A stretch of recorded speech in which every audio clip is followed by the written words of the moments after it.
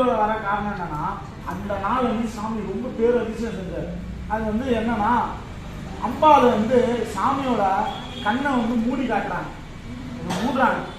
சாமி தான் வந்து பிரபஞ்ச முருகரோட விளையாடணும் தெரியும் உங்களுக்கு இந்த வரலாறு. அந்த சாமியோட கண்ணு இப்படி மூடுறாங்க, விளையாட்டுக்கு தான் மூடுறாங்க. அந்த மூடும் போது சாமியோட கண்ணு ஒரு செகண்ட் மூடினா, ஒரு செகண்ட் வந்து கல்ப உலக காலம் சொல்லுவாங்க. ரொம்ப ரொம்ப அது அளவீட்டில் சொன்னால் இன்னும் லேட்டாகும், அதுக்கு ஒரு அளவீடு சொல்லுவாங்க. அது அந்த சாமியோட கண்ணை அம்பாள் மூடின உடனே பல உலகம் அழியுது.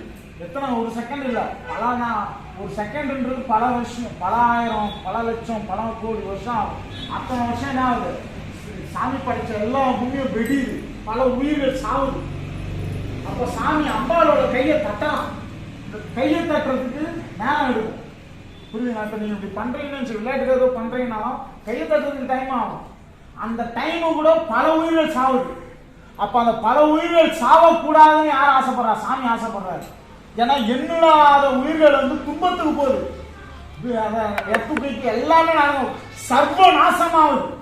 உலகமே நாசம், எல்லா உலகமும் நாசமாகுது. அப்போ அந்த கையை தட்டுற நேரத்தில் இன்னும் உயிரெல்லாம் நாசமாகும் சொல்லிட்டு ஒரு கண்ணை நெற்றியில படைச்சு அப்படியே தரகிறார் சாமி. அந்த நெற்றியில படைச்ச நேரம் தான் சிவராத்திரி, அதை திறந்த நேரம் தான் சிவராத்திரி. சாமிய படைக்கிறத அன்பு கொண்டு தான் படைக்கிறார். ஏன்னா அம்மா இந்த கண்ணை மூடிட்டாங்க, மூணு கையை தட்டணும் இல்லை எதனா ஒன்று செய்யறதுக்கு இன்னும் நேரம் எடுக்கும். அதுக்கு முன்னாடி சாமி ரெண்டு கண்ணு தான். ஒரு நெற்றி கண்ணை படைக்க காரணம் யாரு? நம்ம மேல கொண்ட கருணை தான். சாமி கருணை தான், அவர் எல்லாமே கருணையா தான் செய்யறாரு, நம்ம வச்சு தான் செய்யறாரு.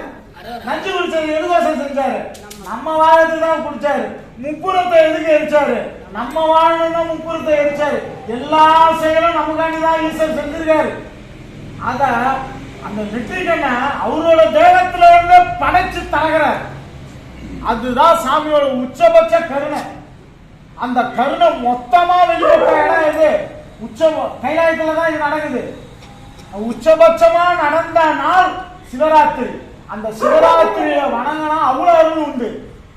அதனாலதான் எதனா அந்த சிவராத்திரியை பத்தி பல புராணம் சொல்லுது.